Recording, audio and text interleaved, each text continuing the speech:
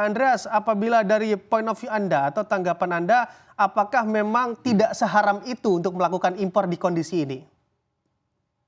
Ya, ya. Gini, kalau saya lebih baik bicara data ya, Mas ya.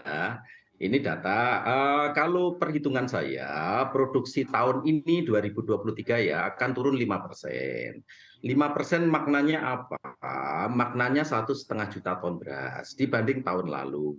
Oke, lalu bagian impor yang sudah masuk saat ini 1,7 juta ton. Berarti pada posisi saat ini saja sebenarnya beras kita aman-aman saja. Itu kalau data saya, kalau data menggunakan data BPS, BPS sudah melakukan perhitungan dari Januari sampai November, berapa potensi penurunan produksi saat ini itu 3,1%, Mas.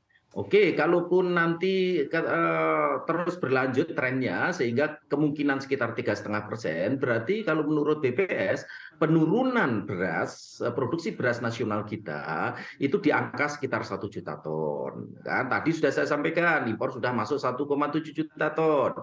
Lalu kalau kita menggunakan data internasional, misalnya dari USDA, USDA memperkirakan produksi beras kita atau produksi padi kita akan turun 1,1%, jauh lebih rendah lagi, atau setara ya paling sekitar 330.000 ton kan, setara itu. Jadi pada posisi saat ini saja dengan beras impor yang sudah masuk itu sudah memadai.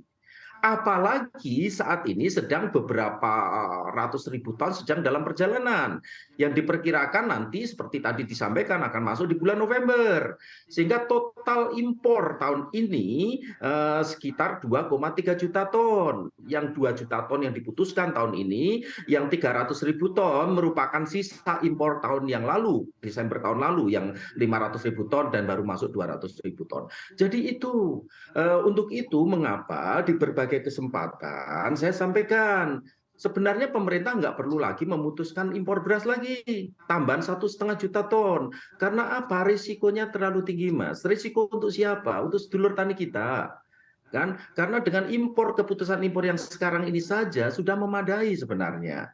Jadi itu, Mas, yang dari saya. Baik, Karena apa? Karena sekarang ini petani sedang bergairah loh, bergairah tanam. Kalau kemudian harga anjlok lagi ya saya nggak tahu nanti ke depan, tahun depan. oke baik. Harga beras pada beberapa waktu lalu yang juga mengalami peningkatan, sebetulnya masalahnya ada di mana? Anda memang stoknya cukup, Pak Andreas? Ada dua, Mas. Masalahnya pertama, pernyataan yang disampaikan oleh teman-teman di pemerintahan. Kan selalu dinyatakan bahwa ini beberapa negara eksportir beras menyetop ekspornya, sehingga nuansa ketakutan itu ada.